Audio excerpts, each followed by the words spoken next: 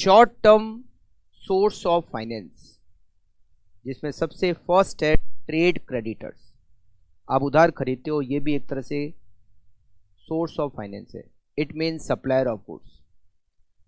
Outstanding expenses, ये भी एक तरीके का short term source of finance है। कस्टमर से आप एडवांस ले लो, जैसे मान लो किसी को आपको माल बेचना है 10 लाख का और आपने उनसे पहले से एडवांस में पैसे ले लिए, ये भी एक तरीके का सोर्स ऑफ फाइनेंस है। कॉमर्शियल पेपर,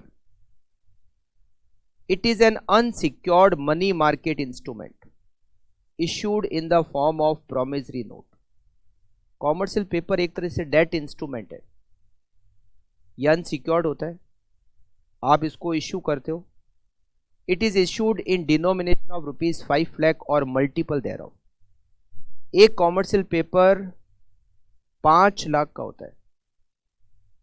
जैसे मान लो आपको 40 लाख के कॉमर्शियल पेपर इश्यू करना है, तो एक 5 लाख का हो गया, तो आपको 8 कॉमर्शियल पेपर इश्यू करने पड़ेंगे।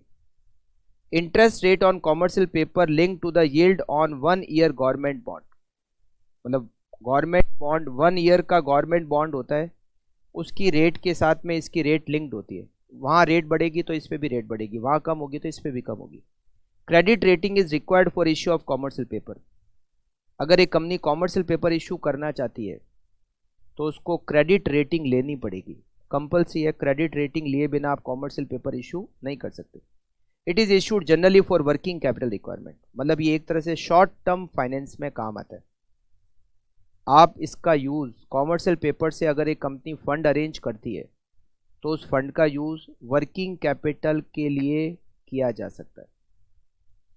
Treasury bill, it is issued by government of India as short term borrowing with maturity ranging from between 14 to 364 days. मतलब इसका जो मैच्योरिटी पीरियड होता है वो 14 दिन से 364 दिन के बीच का होता है। It is also known as T bill, इसको टी बिल भी कहते हैं। और ये बहुत ऐसा बिल है जिसका बहुत ज़्यादा यूज़ किया जाता है। Bank advance, short term finance के लिए सबसे मेन कौन है? बैंक आपको एडवांस देती है अलग अलग तरीके से, जैसे short term loan given against security like share, government securities, life policy, उसके अगेंस्ट में आपको बैंक लोन देती है। या बैंक आपको ओवरड्राफ्ट देती है। क्लीन ओवरड्राफ्ट होता है, क्लीन ओवरड्राफ्ट में विदाउट एनी सिक्योरिटी आपको ओवरड्राफ्ट दिया जाता है। कैश क्रेडिट सीसी लिमिट देती है बैंक आपको। एडवांस अगेंस्ट गुड्स देती है, मतलब loan against hypothecation of goods. Bank आपके बिल्स परचेज या डिस्काउंटेड करती है, वो भी एक तरीके का सोर्स ऑफ फाइनेंस है। एक्सपोर्ट फाइनेंस देती है bank, finance to exporter. Inter corporate deposit, एक कंपनी आपस में एक दूसरे से डिपॉजिट लेती है, मतलब एक तरह से लोन लेती है। Borrowing from other company for a period approximately 6 month.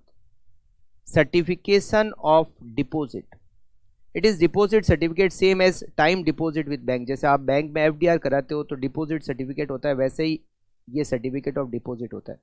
No interest rate is prescribed, it can be sold any time in the secondary market. Public deposit, वैसे पब्लिक से डिपॉजिट कौन ले सकता है?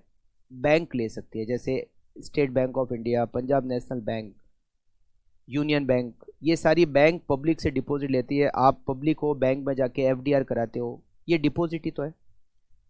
कंपनी भी पब्लिक से डिपॉजिट ले सकती है, कंपनी भी पब्लिक से डिपॉजिट ले सकती है, मगर उसके लिए बहुत सारी कंडीशंस है। A company can accept public deposit same as bank, जैसे बैंक डिपॉजिट लेती है पब्लिक से, वैसे कंपनी भी पब्लिक से डिपॉजिट ले सकती है, subject to stipulation of RBI. Government RBI की कुछ कंडीशंस है, उसके बेस पर पहले आरबीआई से परमिशन लेनी होती है, उसके बाद में वो पब्लिक से डिपॉजिट ले सकती है। Maximum deposit can be 35% of share holder fund, इससे ज़्यादा पब्लिक डिपॉजिट नहीं हो सकती। It can be accepted for a period of 6 to maximum 3 year, 6 महीने से लगाकर 3 साल तक। It can be accept for a period of 6 months to maximum 3 year, 6 महीने से 3 साल तक उसका टाइम पीरियड हो सकता है। It can B use for working capital, मतलब ये केवल शॉर्ट टर्म फाइनेंसिंग के लिए काम आ सकता है, वर्किंग कैपिटल के लिए ही इसका यूज किया जा सकता है।